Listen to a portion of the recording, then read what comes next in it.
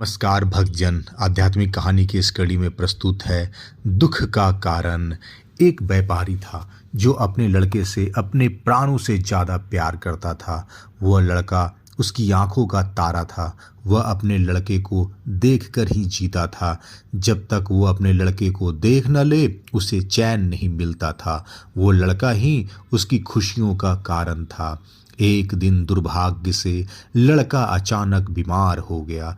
काफी इलाज कराया पर लड़के की हालत दिन पर दिन बिगड़ती जा रही थी। और एक दिन वह लड़का अपने पिता को की खुशियों को उजाड़कर इस दुनिया से चला गया।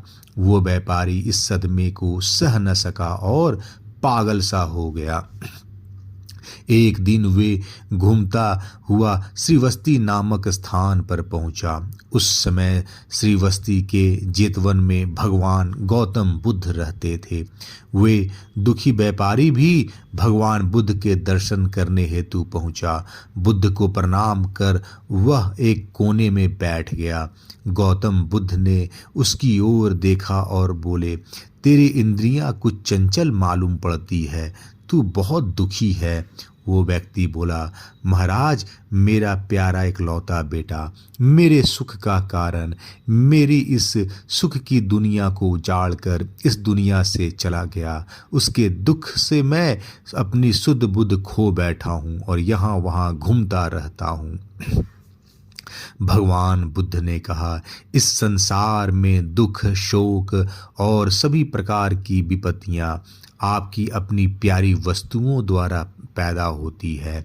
जब उस व्यक्ति ने भगवान बुद्ध की बातों को सुना तो चकित होकर बोला, क्यों महाराज, भला कोई प्रिय वस्तु भी दुख का कारण हो सकती है? इतना कहकर वो उठा और बुद्ध को बिना प्रणाम किए वहां से चला गया।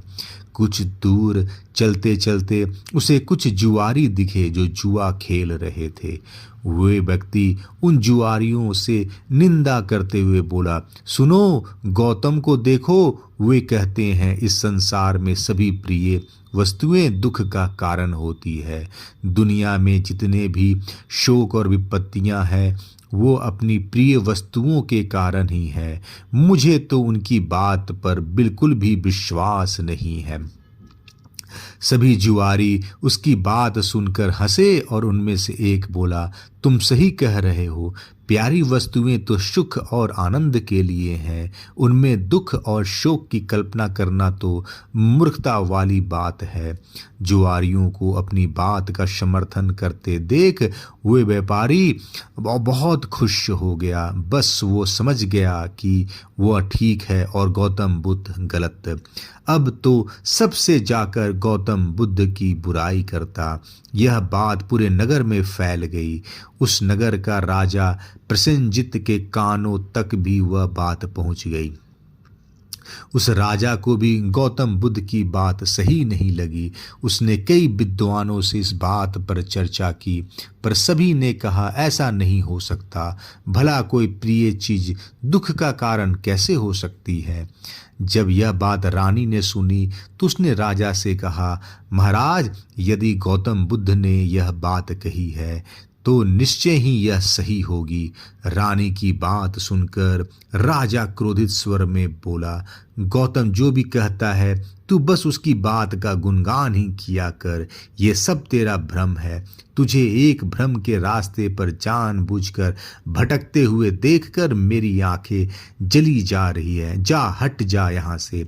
भगवान बुद्ध के खिलाफ रानी कुछ नहीं सुन सकती थी, इसलिए दुखी होकर वहां से चली गई। रानी ने नालीजंग नाम के एक ब्राह्मण को बुलाया और कहा, तुम शीघ्र ही भगवान बुद्ध के पास जाओ और उनको मेरी तरफ से सादर प्रणाम करके कहना कि संसार में प्रिय वस्तुएं दुख का कारण कैसे होती है। जब वो तुमको इसका उत्तर बताएं तो उनकी एक भी बात को भूल न जाना और सारी बात मुझे आकर बताना। नालीजंग बुद्ध के पास गया और उसने उनसे मल्लिका के द्वारा कही बात बता दी। भगवान बुद्ध बोले, हाँ, इस संसार में सभी प्रिय वस्तुएं दुख का कारण होती हैं। कुछ समय पहले एक स्त्री की माँ मर गई।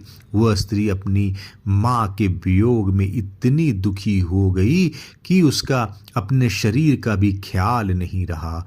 वो फूलों से, पेड़ों से, आते जाते राहगीरों से यही पूछती कि क्या तुमने मेरी माँ को देखा है? ऐसा इसलिए हुआ क्योंकि वो स्त्री अपनी माँ से बहुत प्रेम करती थी। बुद्ध आगे बोले, इस तरह वह स्त्री अपने मायके गई।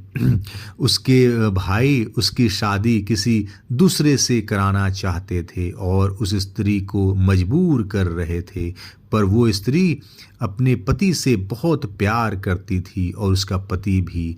पर उस स्त्री की भाइयों को यह विवाह अनुचित लगता था। एक दिन वो स्त्री किसी तरह अपने पति के पास पहुंच गई। उसके पति ने कहा, हम इस दुनिया में नहीं मिल पा रहे, लेकिन स्वर्ग में तो जरूर मिलेंगे, कहकर अपनी पत्नी को मार दिया और खुद भी आत्महत्या कर ली।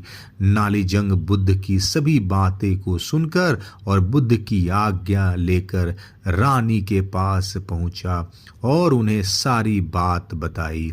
रानी प्रसन्न होकर राजा के पास पहुंची और उसे सारी बात बताई कि संसार में प्रिय वस्तुएं दुख का कारण होती है। रानी की बात सुनकर राजा सन्न होकर उसे देखने लगा। रानी आगे बोली, महाराज, आपकी प्रिय पुत्री वजनी आपको प्यारी लगती है ना? राजा बोला, हाँ मलिके, वो तो मेरी आंखों का तारा है। तब रानी ने कहा, यदि वजनी के जीवन पर किसी विपत्ति का आक्रमण हो तो क्या आप दुखी नहीं होंगे? राजा बोला, दुखी नहीं का क्या मतलब, बल्कि मैं जो इसे अपने जीवन पर आक्रमण समझूंगा। इस तरह रानी ने राजा को प्रिय लगने वाले मंत्री, सेनापति, राजगुरु आदि के संबंध में भी पूछा। इस पर राजा ने वही उत्तर दिया कि उनके जीवन पर यही विपत्ति आई तो उन्हें दुख ही नहीं होगा, बल्कि उन्हें अपने जीवन का भी अंत मालूम होगा। रानी मुस्कुराते हुए बोली, महाराज, अब तो आपको गौतम बुद्ध की बात समझ में आ गई होगी। राजा चौकन्ना होकर सोचने लगा और बोला, गौतम बुद्ध हमेशा सही उपदेश देते हैं। मेरी आंखें खुल चुकी है। उसके बाद राजा भी भगवान बुद्ध का वंदन करने लगा। धन्यवाद।